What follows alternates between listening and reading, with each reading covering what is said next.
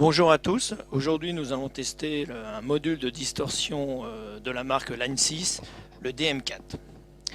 Alors c'est un module de distorsion qui propose 16 types de distorsion ou d'overdrive différentes, qui a 4 mémoires utilisateurs, un bouton drive, un bouton pour les basses, les médiums, les aigus et le volume. Ce bouton de volume sert aussi de noise gate. Quand vous laissez appuyer sur ce bouton là à partir de la position à 12 heures, vous pouvez rentrer un noise gate dans les sons. Donc on a 4 mémoires. Alors pour rentrer une mémoire c'est très simple, vous choisissez d'abord votre son et après vous faites vos changements et vous laissez appuyer pendant 3 secondes et au bout de 3 secondes il y a le bouton qui clignote et ça veut dire que la mémoire est enclenchée. Donc on va tester le module sur chaque position de distorsion pour que vous puissiez vous rendre compte de la modularité des sons. Alors, je joue d'abord la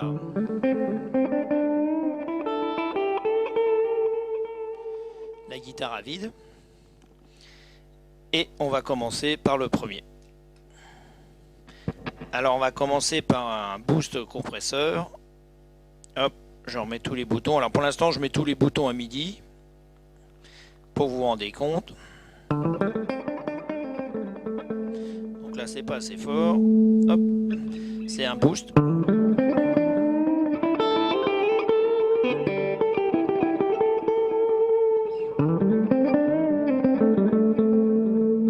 Ça c'est donc un boost qui permet de partir en solo. On va essayer le deuxième qui est le tube drive. Hop. Donc je mets hop. Je remets tout à midi pour être sûr parce que bon il y avait des préenregistrements déjà.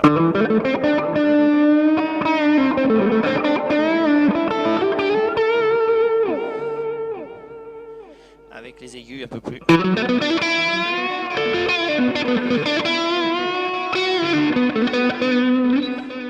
avec les aigus un peu plus prononcés. Si je mets les médiums, je baisse les basses et les aigus.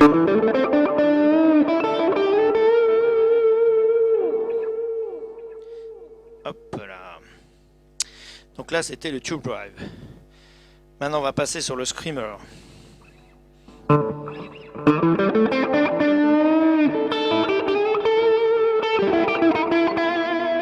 Donc là on est dans le domaine de l'overdrive.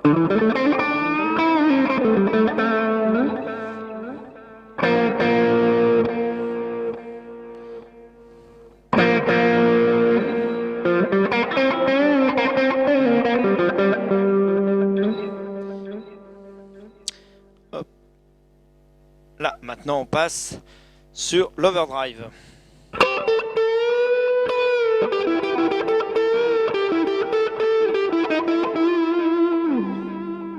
L'overdrive.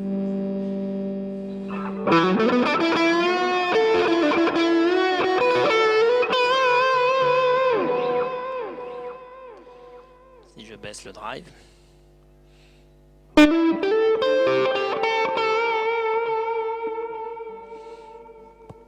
Donc ça c'était l'overdrive. Après on va passer dans la classique distorsion. Alors sur le mode d'emploi, sur la notice d'emploi il vous explique qu'est-ce qu'ils ont voulu imiter comme son en fonction des vieilles pédales. C'est pas inscrit dessus mais sur la notice d'emploi c'est inscrit. Donc là on est sur la classique distorsion.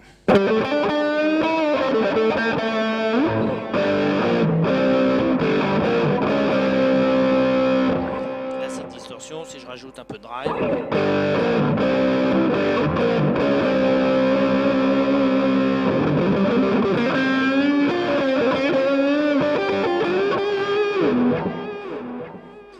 Un peu d'aigu.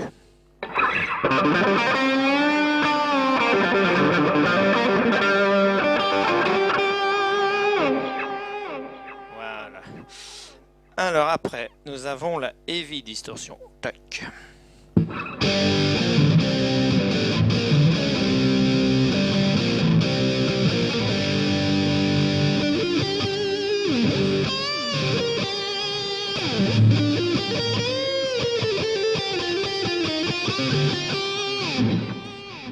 la heavy distortion, donc ça c'est plus pour faire du métal, et j'ai la drive à midi, hein. Si je rajoute un peu plus de drive,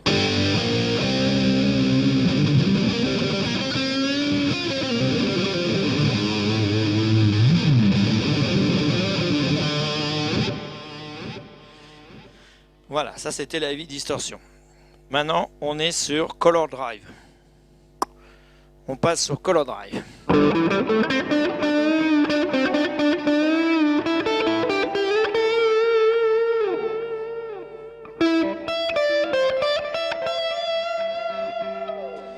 Color drive, on se retrouve un peu avec une petite overdrive. Après on passe sur Buzz Sam. Faut que je lise à l'envers, hein, c'est pas toujours simple.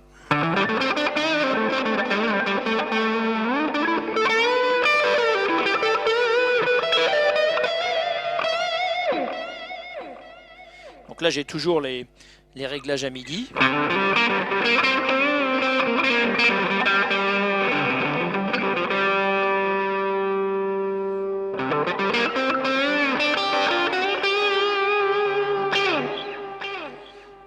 Après, on passe sur le Facial Fuzz. Hop là.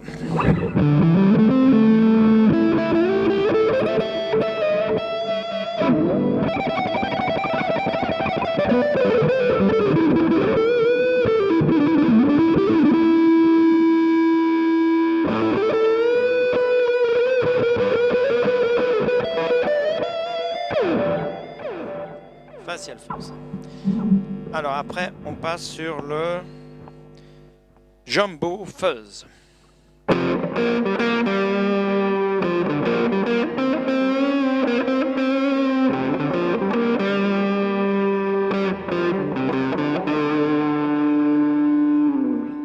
Jumbo Fuzz. Avec un peu d'aigu, on va voir ce que ça donne.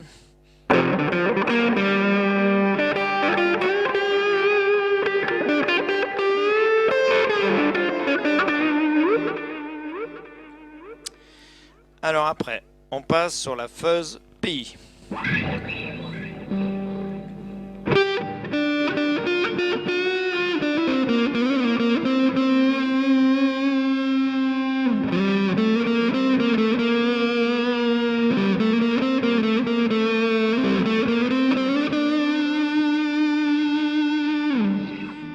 Fuzz PI avec un peu plus d'aigu pour voir.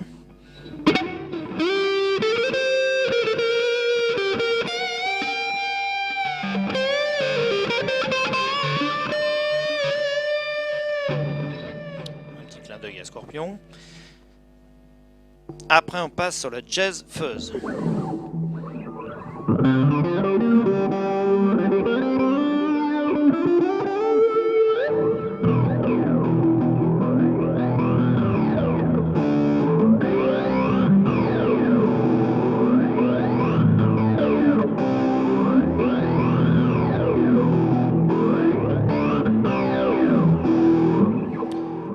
C'était la Jet Fuzz. Après on passe sur la Line 6 Drive, donc l'overdrive de chez Line 6.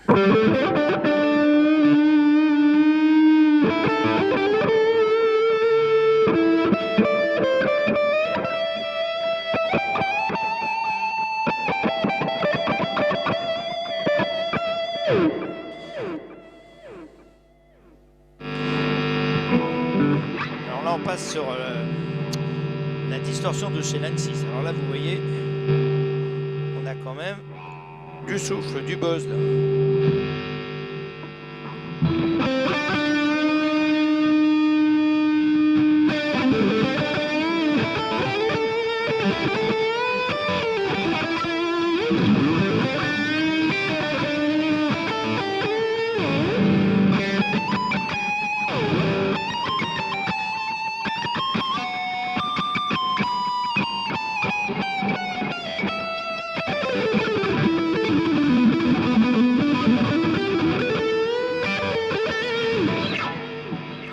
Beaucoup de souffle. Après, vous pouvez donc sur chaque mémoire, si vous tenez le bouton appuyé comme ça et vous ne le relâchez pas, en tournant le bouton de volume, à partir de MIDI, vous rentrez sur le noise gate. C'est-à-dire qu'en dessous de MIDI, il n'y a pas de noise gate, au-dessus de MIDI, vous pouvez mettre du noise gate. Alors là, on est sur du sub-octave fuzz.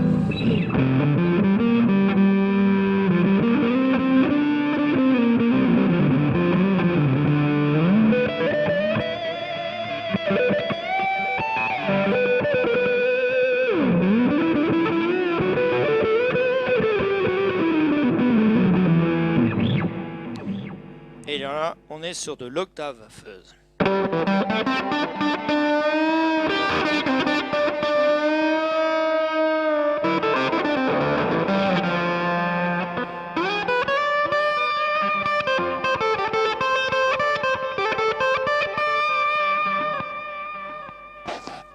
Voilà, donc on a fait tous les...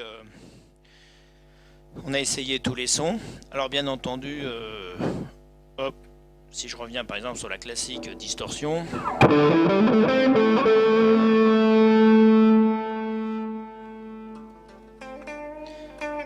Voilà, si je baisse le drive, on a pratiquement plus de son. Même si je monte le volume, on va voir.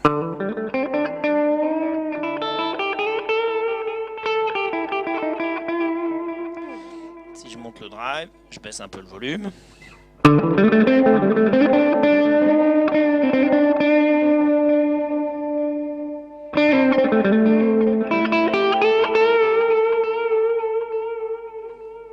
Si je monte le drive, je baisse le volume.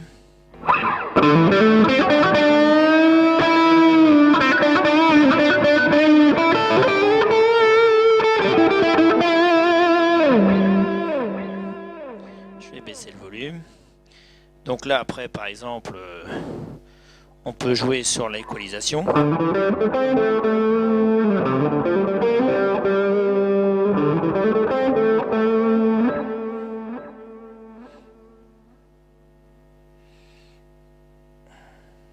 Si je retire les médiums, par exemple.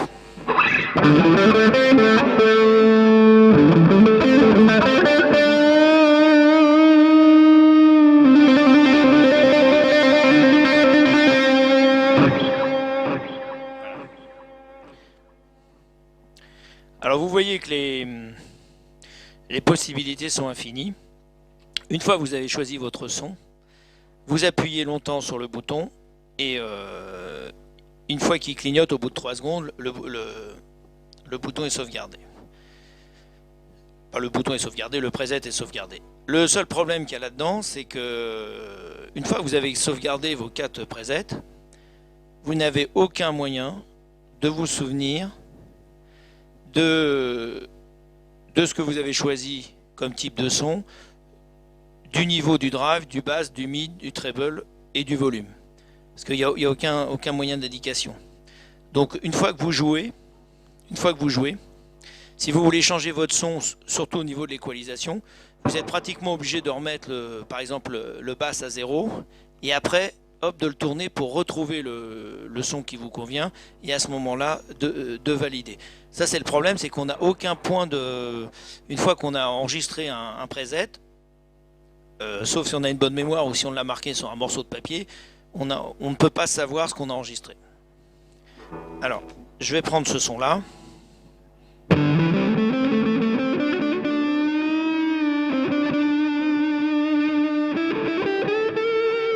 Ça, c'était un son que j'avais enregistré. Donc, si je veux changer les aigus, je remets par exemple les aigus à 0. Et après, hop, je cherche. Vous voyez, si je veux avoir un son un peu plus aigu. Alors, quand on a changé quelque chose, il y a quand même le bouton qui clignote pour vous dire que vous avez modifié le preset.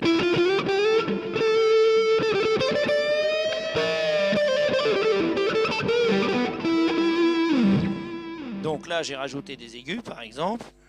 C'est un peu les basses. Le preset me convient, donc j'appuie sur le bouton. Vous voyez, vous appuyez à peu près 3 secondes. Hop, une fois que le bouton clignote, le preset est enregistré. Une fois que vous êtes sur ce preset-là, on va s'occuper du noise gate, comme je vous ai expliqué. Alors pour s'occuper du noise gate, il faut... On rentre sur le preset, on appuie sur le bouton et on n'y touche plus. Voilà.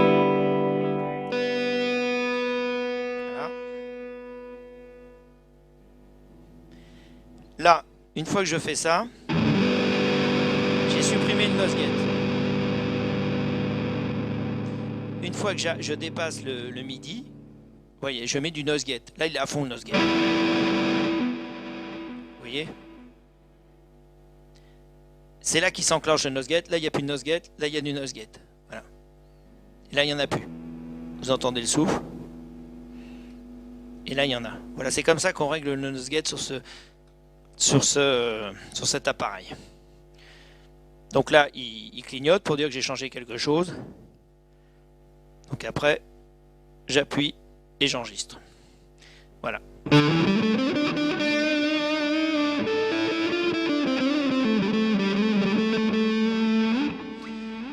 Donc avec cet appareil, il y a beaucoup de possibilités. Alors bien sûr, on ne peut enregistrer que 4 sons. C'est quand même assez facile pour trouver le son et pour trouver après le son qui convient. Et après, on enregistre donc sur ces 4 presets. Et après, on peut passer de l'un à l'autre.